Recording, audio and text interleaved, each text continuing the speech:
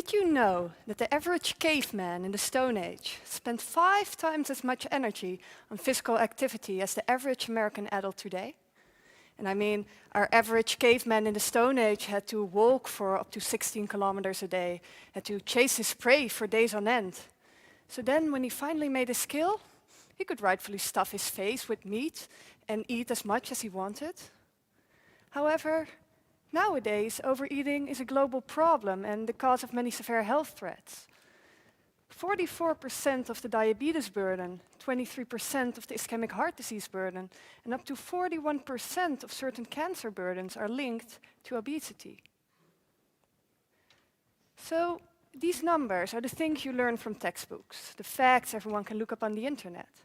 But once I started working in the hospital as a junior intern and met people who were struggling with obesity, I realized that it's often not these physical consequences that seem to matter most to those who are overweight themselves. Let's take a look at the picture of this girl as an example. The quote that came to my mind when I saw this picture was, "To lose confidence in one's body is to lose confidence in oneself." Because the girl you see is only 15 years old, but she already weighs over 100 kilograms. And tonight she's going to her high school's prom, and you can see she's all dressed up, posing for a picture, probably taken by one of her parents. And yet, in spite of the brave smile she's putting up, you can also instantly sense her insecurity. You can see she's not truly looking forward to the night. Only 15 years old, with a whole life ahead of her, and already she has lost confidence in herself. And this is only one example of people who are severely unhappy in their body, but still can't manage to lose weight. And it made me wonder why, because there are stacks of books on how to lose weight, web pages full of tips and tricks, and plenty of experts to guide you through the process. So if it's not for a lack of tools, then why is it so many of us can't manage to lose weight or keep the weight off? And I asked myself all these questions, and then, as we are taught within the problem-based learning system here at Maastricht University, I realized that the best way to find the answer was to go look for it myself. And so I stumbled upon some research on the science of complexity by 2 professors at York University in Canada. And I found their theory surprisingly applicable to the process of losing weight. You see, they proposed there are 3 types of problems in the world: the simple, the complicated, and the complex. So, simple problems are the ones like following a recipe. You need some basic techniques and perhaps a bit of practice, but once you get the hang of it, following the recipe has a very high chance of success. Complicated problems cover problems like sending a rocket to the moon, which does sound pretty complicated to me. However, complicated problems can often be broken down into a string of simple problems. So when coordinated well, these complicated problems still carry a high rate of success. Finally, complex problems are the ones like raising a child. There is no recipe for success. And while raising one child may certainly provide experience, it doesn't guarantee success with the next child. Because every child is unique and may require an entirely different approach. So our caveman in the Stone Age didn't have any notice of complexity. His life was simple and basic, and as simple pretty much as it could be. But nowadays, in our modern time, the process of losing weight definitely seems to be a complex problem. There is no recipe for success. And certainly there may be some basic ingredients, eating differently, changing their exercise pattern, but there are no standard tools to use and no definitive order of steps to follow. The remarkable thing is that many things in our environment suggest that losing weight is in fact simply a matter of following a recipe. Drink these shakes, eat these protein bars, skip all carbs, drink gallons of water, avoid all sugars, and you will lose weight, and you will be happy forever, and you will never feel insecure in your life anymore, ever, right? No. I'd like to take you back to the picture of the girl we saw at the beginning. Because the next picture is the same girl, 1 year later. And 7 years later, she's standing here right in front of you, sharing a story that appears to be now about as personal as it gets. And 5 months ago, I told my story for the very first time at the TEDx Maastricht pitch night.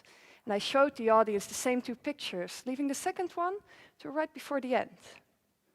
And when I told them that it was the same girl as in the first picture, an audible sigh of genuine surprise went through the public, because they realized, as you do by now, that that girl was me. And what struck me most after the pitch night were not the kind words from my friends and not the compliments from strangers in the audience. No, it was that audible sigh of genuine surprise that I had heard upon showing the second picture that had quite confused me. You see, I had never expected that anyone seeing that first picture wouldn't immediately recognize the girl to be me. Because whenever I picture myself in my head, I still look that way. 7 years after physically losing 40 kilos, I still struggle to recognize the way my body looks now. And it confused me, because I'd always thought that losing weight was as simple as, well, losing the weight. So only a moment ago, I told you about how losing weight is a complex problem, that there are no standard tools to use and no definitive order of steps to follow. But most importantly, that it's a personal problem requiring a personal solution. It is a matter of compiling your own personal recipe to losing weight. So, have I found all the ingredients to my recipe of losing weight and keeping the weight off and being happy with my new body? I think that in the past few years I have found out about quite a few things that work for me, but it's the final seasoning of the dish that's still a bit of a struggle. You see, it is scary as hell to admit that sometimes I'm still feeling fat, and that when I look in the mirror, I struggle to recognize the same image other people see when looking at me. And that sharing my story with you today means overcoming one of my biggest fears. Because what I'm scared of most is not that I stumble on words or forget my lines. What I'm scared of most is that when I leave this stage, you will look at your neighbor, raise an eyebrow and say, I don't get why she's on stage, she's still fat. But I also know that that fear is irrational, as are many fears, and I no longer want to be scared.